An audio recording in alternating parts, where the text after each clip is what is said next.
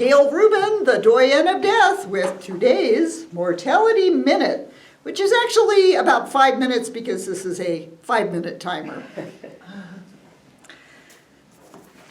The Art of Dying Well by Katy Butler. The subtitle is A Practical Guide to a Good End of Life. Now, this is a topic that most of us do not want to address. Even though humans have a 100% mortality rate, less than 30% of adults do any end-of-life planning. And this book is excellent for providing an overview of the arc of our lives. You know, when you're in your 50s or your 60s, hey, you know, we're doing pretty good. Body's still functioning pretty well. But you want to make sure that we keep functioning well into our elder years.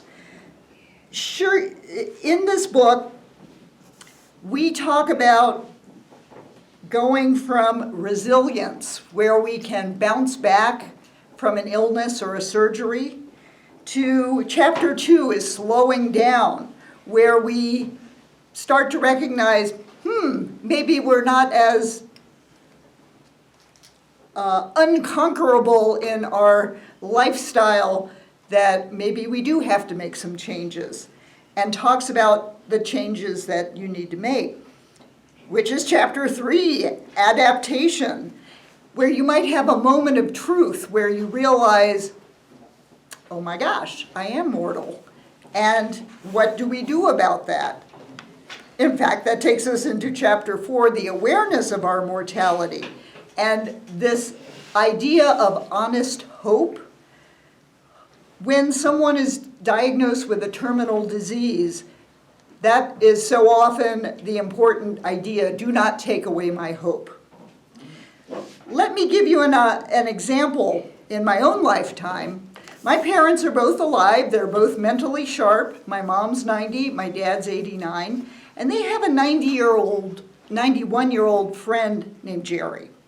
And Jerry recently was in the hospital for surgery, exploratory surgery, at the age of 91, discovers that he has bladder cancer. Jerry is a bachelor. He moved to the neighborhood where my parents live in Florida to be closer to his sister. So this is a really good move for your network of help, your safety net of who is going to be involved with your care as you become older and more frail. Well, my parents tell me that Jerry is looking at chemotherapy. And I bring up, well, what's that going to do to the quality of his life compared to the quantity of time that he has left on this earth? This is the idea of having a good death. Do we want to experience the side effects of chemotherapy when maybe palliative care, comfort care, can be a better approach to the rest of your life when you're 91 years old? My dad says Jerry's a fighter. Well, I'm hoping Jerry faces this bladder cancer in a way that makes it easiest for his body and his life, and to plan ahead for what comes as this disease progresses. In the Art of Dying Well, we also have, in the later chapter, House of Cards.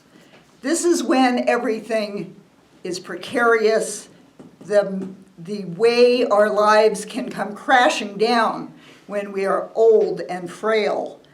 I mean, hopefully we get to old age, but how do we deal with those medical conditions that can put you on a conveyor belt into the hospital, into the intensive care unit? What do you want in terms of your care when it comes to these very serious end-of-life issues? In the House of Cards chapter, Katy Butler talks about the post which is physician's orders for life-sustaining treatment. Other states may call it a MOLST, which is medical orders for life-sustaining treatment. This is a chance for you to say what you actually want in terms of levels of care. And she provides 3 options that they offer. Comfort measures only, so that's pain relief, keeping clean, keeping comfortable. But it does avoid things like antibiotics, CPR, an ambulance ride to the hospital. Limited treatment, which would permit antibiotics and fluids, but forbid an aggressive measure like CPR. And then full treatment. Do everything possible. And that's when you can wind up in the intensive care unit, intubated, having a machine breathing for you. If you are 91 years old, if you are in your elder years, is this how you want to end your life? It's a hard question, but this is a book that helps you consider those hard answers and be able to talk about them with our loved ones. Imagine a world where we have some guidance from our loved ones, not if, but when that moment comes of a medical emergency and the doctor is looking at you and saying, what do you want to do? Knowing what you as yourself or your loved ones that you would be in charge of speaking on behalf of, it's such a gift to know that answer. I know because when my father-in-law was hospitalized at the age of 82, his advanced medical directive said no heroic measures. And we admitted him on palliative care at that time. And it allowed him to have a very good death with all of us there present. So read The Art of Dying Well by Katy Butler.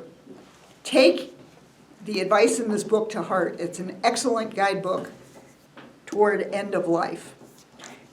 And I can see by my timer that our time has run out. I'm Gail Rubin, the doyen of death, reminding you, just like talking about sex won't make you pregnant, talking about funerals and end-of-life issues won't make you dead. Start a conversation today.